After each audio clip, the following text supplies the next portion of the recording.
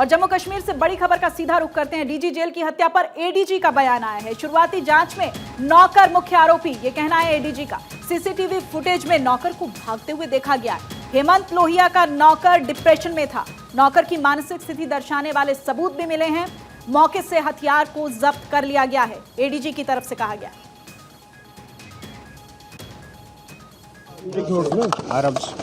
Relevant details थोड़ा जगह भाई, रेलेवेंट डिटेल्स हम लोग पहले ही मीडिया के साथ शेयर कर चुके हैं। हेमंत लोहिया जी के ये दोस्त हैं राजीव खजूरिया जी, इनके घर में वो पिछले कुछ दिनों से रह रहे थे और रात को खाना खाने के बाद जब अपने बेडरूम में जाते हैं तो ये लड़का जो डोमेस्टिक सर्वेंट है, जो पिछले कुछ अर्से से काम करता था,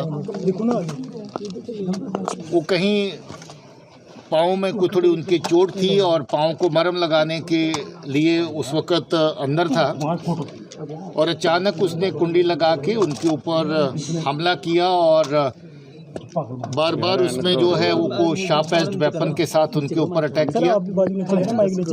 बाद में उनको आग लगाने की, किसी कपड़े को, टिकिए को आग लगा के वो भी उनके ऊपर फेंका, शायद उनको सफोकेट करने के लिए। घर के लोगों ने बहुत कोशिश करी, दरवाज़ा अंदर से बंद था, इन्होंने बार बार उसको तोड़ करके अंदर जाने की कोशिश करी, मगर तब तक मुझे लगता है कि जख्मों की ताब न लाते हुए उनकी डेथ हो गई। ये बहुत अनफॉर्चुनेट वाक़ा है कि घर में एक ट्रस्टेड आदमी, जो आप बतौर कुक जिसको या बतौर डोमेस्टिक हेल्प इस्तेमाल करते हैं, वो इस तरह की बात करे। कुछ रेलेवेंट क्ल्यूज़ ऐसे मिले हैं जिससे लगता है कि उसका स्टेट ऑफ माइंड जो थोड़ा सा काफ़ी डिफरेंट था और पुरानी उनकी हिस्ट्री में भी थोड़ा पता चल रहा है कि काफ़ी एग्रेसिव नेचर का वो आदमी था। अब ये जो वाक़ा हुआ है इसकी बाकी तहकीकात कर रहे हैं और उसके फ़ोटो जो हैं अलेज्ड मर्डरर के वो मीडिया में जारी कर दिए गए हैं। इसकी बाकी डिटेल जो हो तफ्तीश के साथ पता चलेगा।